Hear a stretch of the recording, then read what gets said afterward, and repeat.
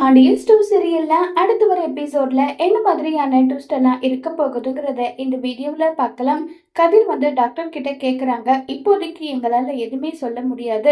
அவரு நாங்க அப்சர்வேஷன்ல இருக்க சொன்னோம். அவர் இருக்கல. இப்ப நிலைமை ரொம்பவே மோசமாயிடுச்சு. அவர் உயிர் பொழைக்கிறது சந்தேகம் தான். சொல்றவங்களுக்கெல்லாம் சொல்லிடுங்கன்னு சொல்லி டாக்டர் சொல்றாங்க. இதை கேட்டு கதிரால தாங்கிக்கவே முடியறதுல கதிர் உடைஞ்சு போறாங்க. உடனே சக்திவேல் அங்க ஓடி என்ன சொன்னாங்க டாக்டர்? அண்ணனுக்கு எந்த பிரச்சனையும் இல்ல, அவர் நல்லா இருக்காரு இல்லன்னு சொல்லி கேக்குறாங்க. கதிருக்கு என்ன பதில் சொல்றதுன்னே தெரியாம கதிர் ஒரு பக்கம் அழுதுகிட்டே நின்றுட்டு இருக்காங்க. குமார் அப்பா இவனுக்கு போய் சொல்றான்ப்பா, பெரியப்பாக்கு அப்படி ஒரு பிரச்சனை எல்லாம் இருக்காது. இவங்க பணம் பறிக்கிறதுக்கு இவனும் இவன் அப்பாவும் சேர்ந்து பெரியப்பாவுக்கு அப்படி ஒரு நோய் இருக்கிறதா எல்லாரும் கட்டுக்கதை கட்டுறாங்க. நம்ம எதனால டாக்டர் கிட்ட கேட்டுக்கலாம், வாங்கப்பா வாங்கன்னு சொல்லிட்டு அங்க இருந்து சக்திவேல கூட்டிட்டு குமார் கிளம்பி போயிடுறாங்க.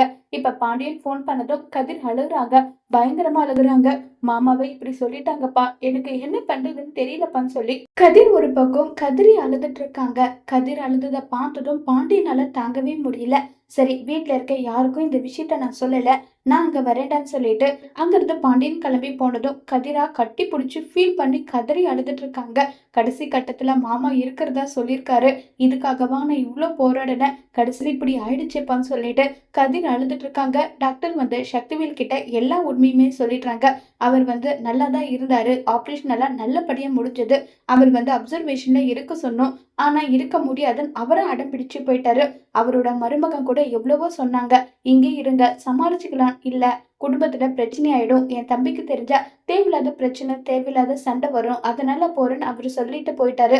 அதனாலதான் இவ்வளவு பிரச்சனை, எங்களால உயிர் காப்பாற்ற முடியலன்னு சொல்லிட்டு கையை விரிச்சிடுறாங்க டாக்டர். இதை கேட்டதும் சக்திவேலுக்கும் குமாருக்கும் என்ன பண்றதுன்னே தெரியாம அப்படி ஃபீல் பண்ணி கதறி அழுறாங்க. பெரியப்பா என்னை விட்டு போயிட்டீங்களேன்னு சொல்லிட்டு முத்துவேல் ஒரு பக்கம் இறந்தே போயிடுறாங்க. சக்திவேல் ஒரு பக்கம், குமார் ஒரு பக்கம், வீட்டுல இருக்க எல்லாருமே ஆளுக்கு ஒரு பக்கம் அப்படி ஃபீல் பண்ணி கதறி அழுறாங்க. ஒருவேளை முத்துவேல் இறந்து போன விஷயம் மட்டும் காந்திமதி குடும்பத்துக்கு தெரிஞ்சா காந்திமதி என்ன நிலைமைக்கு ஆளாக போறாங்கிறத வரப்போற எபிசோட்ல வெயிட் பண்ணி பார்க்கலாம். தேங்க்ஸ்.